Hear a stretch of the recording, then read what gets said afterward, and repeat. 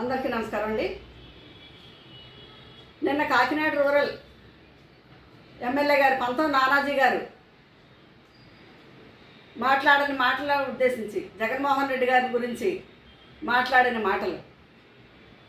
జగన్మోహన్ రెడ్డి గారు వైఎస్ఆర్సీపీ పార్టీ అధ్యక్షులు, అలాగే మాజీ ముఖ్యమంత్రి గారు. ఆయన గురించి ఆయన మాట్లాడిన మాటలు నిజంగా గర్హనీయం అండి. నువ్వు కాకినాడ రూరల్ నుంచి పోటీ చేస్తావా, బాధ్యత్ ఇక్కడ నుంచి పోటీ చేస్తావా అని మాట్లాడుతున్నారు. ఆ మాటలు కరెక్టేనా పంతం నానాజీ గారు? చెప్పండి ఎమ్మెల్యే గారు. మీరు విమర్శలుంటే విమర్శగా మాట్లాడండి. అది ఈ తీరు కరెక్టేనండి?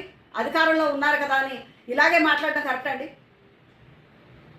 అదే వైఎస్ఆర్సీపీ అధికారంలో ఉన్నప్పుడు, జగన్మోహన్ రెడ్డి గారు ఉన్నప్పుడు, జగన్మోహన్ రెడ్డి గారు ఇలాగే తొక్కి నార తీస్తాం లేకపోతే ఇలా తీస్తామన్న మాటలు కానీ, అలాగే మా నాయకులు ఎమ్మెల్యేలు కానీ మినిస్టర్లు కానీ, లేకపోతే మా కాకినాడ నుంచి మా కాకినాడ రూరల్ నుంచి మా కన్నబాబు గారు కానీ ఏనాడైనా ఇలాంటి పరుష పదజాలాన్ని మాట్లాడారా?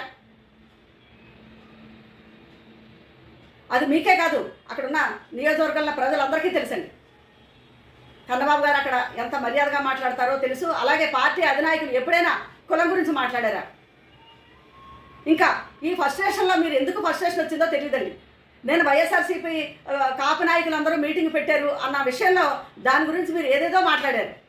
ఎవరో పార్టీకి సంబంధించిన వాళ్ళు పెట్టుకుంటారు. ఇంకా కులాల గురించి అంటారా? కుల ప్రస్తావన తీసుకొచ్చింది మీ అధినాయకుడే. నేను కాపు నాకు మీరు అందరూ సపోర్ట్ చేయాలని వేదికల మీద మాట్లాడింది మీ అధినాయకుడే సార్. మా నాయకుడు ఎప్పుడు కుల ప్రస్తావన తెచ్చి చేయలేదండి. మీ పార్టీయే కాదు, మా పార్టీయే కాదు, ఒక్క కులంతో ఎప్పుడు పార్టీ మనుగడ సాగించలేదన్నది అది అందరికీ తెలుసు. ఇంకా పార్టీలో ఉన్న వివిధ నాయకులు అంటారా, ఒక కూటమిగానో ఒక కలిసినప్పుడు ఏదైనా మాట్లాడుకుంటారు. అది మీకు ఎందుకు బాధ వచ్చిందో తెలియదు.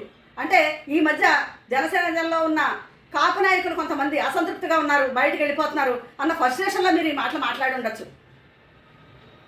దానికి జగన్మోహన్ రెడ్డి గారిని బాంచేత్తని మాట్లాడటం చాలా బాధాకరం అండి, చాలా విచారించదగ్గ విషయం.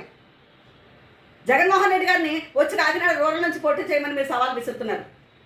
అసలు మీ నాయకుడు ముందు ఎక్కడి నుంచి పోటీ చేస్తున్నాడో మీరు ముందు చెప్పండి సార్. మేము చెప్పగలం. మా అధినాయకుడు ఎక్కడి నుంచి పోటీ చేస్తారంటే ఇన్ని సంవత్సరాల నుంచి ఎక్కడి నుంచి పోటీ చేస్తారో మా అందరికీ తెలుసు. మీకు క్లారిటీ ఉందండి? 2 సార్లు మీరు ఓడిస్తాను ఇక్కడికి రమ్మంటున్నారు. మీ అధినాయకుడినే మా పార్టీ నాయకులు ఓడించారు కదా 2 సార్లు. వైఎస్ఆర్సీపీ నాయకుడి చేతిలోనే మీ నాయకుడు ఓడిపోయారండి. మరి ఈ రోజు మీరు జగన్మోహన్ రెడ్డి గారిని వచ్చి అక్కడ తీసుకొచ్చి సవాల్ చేసి అక్కడ మాట్లాడమంటున్నారు.